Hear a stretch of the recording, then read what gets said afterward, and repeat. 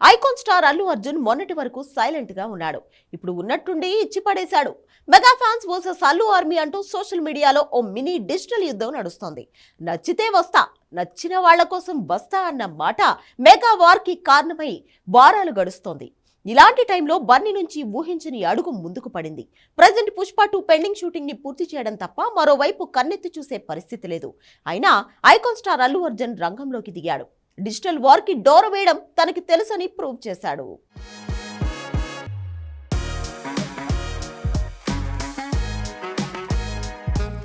Social మీడియాలో ఇప్పుడు ఎటు చూసినా మెగా ఫ్యాన్స్ వర్సెస్ అల్లు ఆర్మీనే. ఇది ఇప్పట్లో ఆగేలా లేదన్న టైంలో సీన్లోకి ఐకాన్ స్టార్ అల్లు అర్జున్ వచ్చాడు. అది కూడా సోషల్ మీడియా వేదికగానే తన ఎంట్రీ ఇచ్చాడు. తన అంకుల్ పవర్ స్టార్ పవన్ కళ్యాణ్కి ఇవ్వాల్సిందే ఇచ్చాడు. ట్వీట్తో మెగా వార్కి డోర్ క్లోజ్ చేసేశాడు. గతంలో పవన్ పేరు చెప్పమంటూ ఫ్యాన్స్ అలర్ చేస్తే బన్నీ మాత్రం చెప్పను బ్రదర్ అనడం, అలా పవర్ స్టార్ ఫ్యాన్స్కి బన్నీకి మధ్య గ్యాప్ రావడం జరిగిందంటారు. కట్ చేస్తే ఆ తర్వాత కూడా సీన్ అలానే కంటిన్యూ అవుతూ వచ్చింది.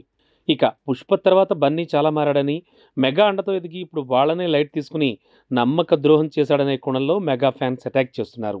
ఇది సోషల్ మీడియాలో జరుగుతున్న వార్. ఈ వార్లో బన్నీకి తోడుగా అల్లు ఆర్మీ కూడా కౌంటర్ అటాక్ చేస్తోంది. విచిత్రం ఏంటంటే ఈ మధ్య రావు రమేష్ మూవీ ప్రమోషన్లో భాగంగా నచ్చితే వస్తా, నచ్చిన వాళ్ళ కోసం వస్తా అన్నమాట పవన్ అండ్ కోకి బన్నీ కౌంటర్ అన్నారు. అలా మళ్ళీ బన్నీ వర్సెస్ మెగా కుటుంబం అనేలా సోషల్ మీడియా వార్ జరిగింది. ఇప్పుడు పవన్ కళ్యాణ్ బర్త్డే సందర్భంగా పవర్ స్టార్ని విష్ చేశాడు ఐకాన్ స్టార్ అల్లు అర్జున్.